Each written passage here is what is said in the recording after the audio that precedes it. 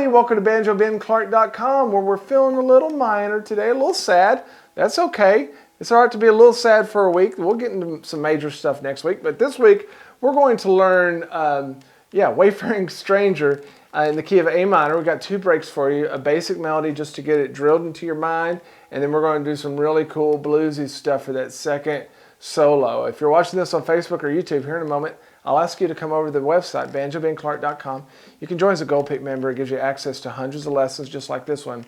This is about a 25-minute video lesson. I've got the tabs exactly as I played it, as well as MP3 rhythm tracks. So I'd be honored to have you on board. Let's jump into measure one of Wayfaring Stranger in A minor. Let's learn Wayfaring Stranger on banjo. Y'all want to? We're going to learn a couple solos. The first one's just a basic melody solo so we can get a handle on it, a grip on it, and then we'll introduce some really cool bluesy licks for a bluesy solo later on. Now, this one's in a minor key, and I chose to play it in the G minor position. Okay, so we've got standard open tuning, playing out of a G minor position, but I wanted the song to be in A minor. Okay, so I'm going to capo up to the 2nd fret, and then I'm going to railroad spike my 5th string beneath the 7th fret so that the strings sound like this. And we'll play out of a G minor position. All the chords on the tab will read that way, but since we're capoed up 2 frets, we'll actually be playing in the key of A minor. So let's go ahead and throw the tab up there. A couple things you'll notice. One, the song's in 4/4, and it's pretty slow song, so it's fairly easy to get a handle on. And then also I have all of our pick finger annotations there beneath each one of the notes. So T would stand for thumb, index is represented by 1, and middle is by 2. And we don't have any super crazy fingerings in this one. Pretty straight ahead, especially for this basic melody. Now we're going to just use mainly forward rolls in this basic melody part and just try to accentuate the melody.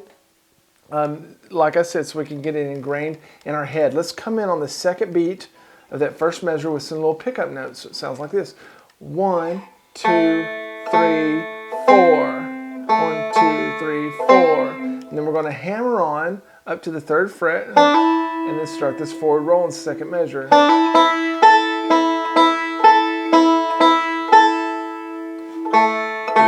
4, 1, 2, 3, 4. And whenever I play it, since it's slow, I swing it a little bit instead of playing straight. When we get to measure 3, I'm just going to jump down and grab that minor 3rd. And that's the melody. The melody goes dum bum bum bum bum bum bum bum. When we get to measure 4, we're just going to do 2 pinches. So let me just play measures 1 through 5 for you. We'll do it much slower later on. 1, 2, 3, 4, 1.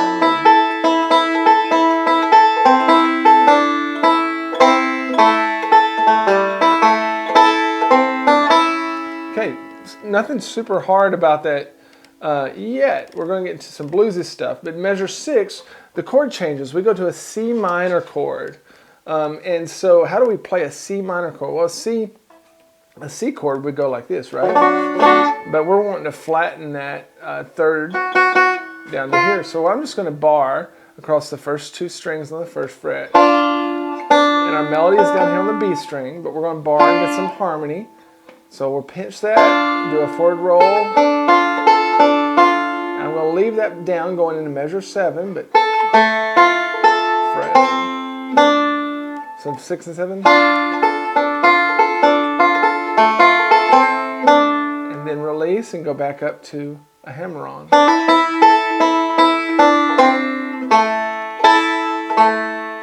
Then we're going to start repeating a couple things here. Another thing that I'll mention to you, I do it in the bluesy version, but you could do it in this one too. Whenever you have these quarter notes on the 3rd fret, you could choke them and it'd sound pretty good. You don't want to choke it all the way up to the major 3rd, but you can just choke it a little bit. Let me play 6 through 10 for you.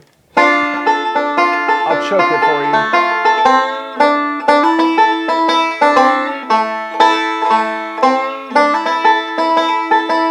So you can hear what that sounds like.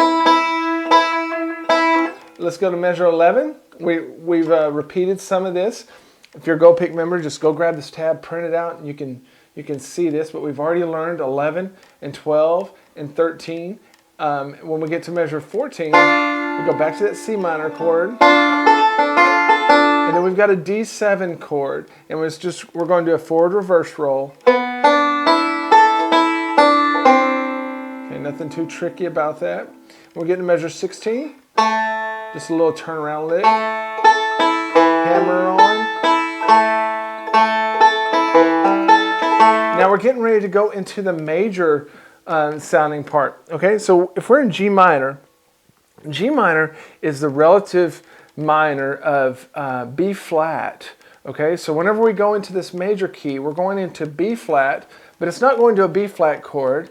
It's going to the 4 chord of B, which is an E flat. And that's another reason why I chose to do it out of G minor position, because you hardly ever play out of E flat and B flat positions.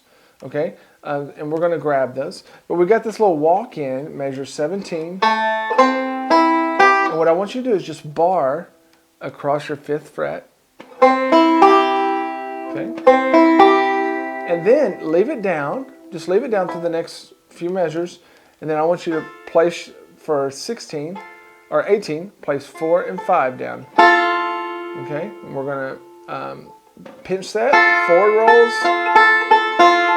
And then measure 19, I just want you to release your ring finger. And then come back. So measure 19 sounds like this.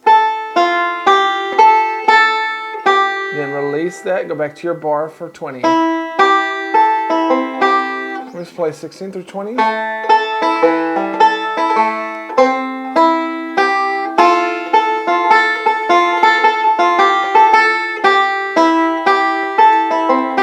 Now your melody is happening up on the 1st string, so I would try to accent those.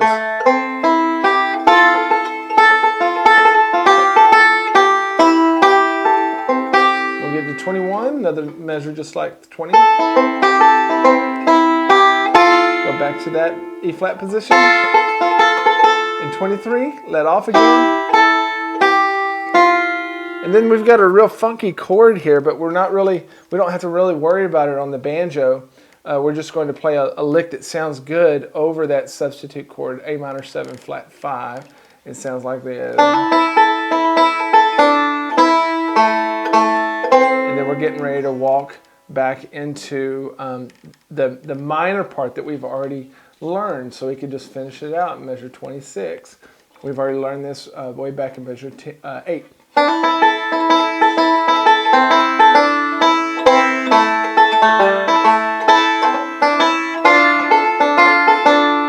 We get to 31, we've already seen it. And we've already seen this little turn around. But then once we get into measure 33, we're going to go into the bluesy solo.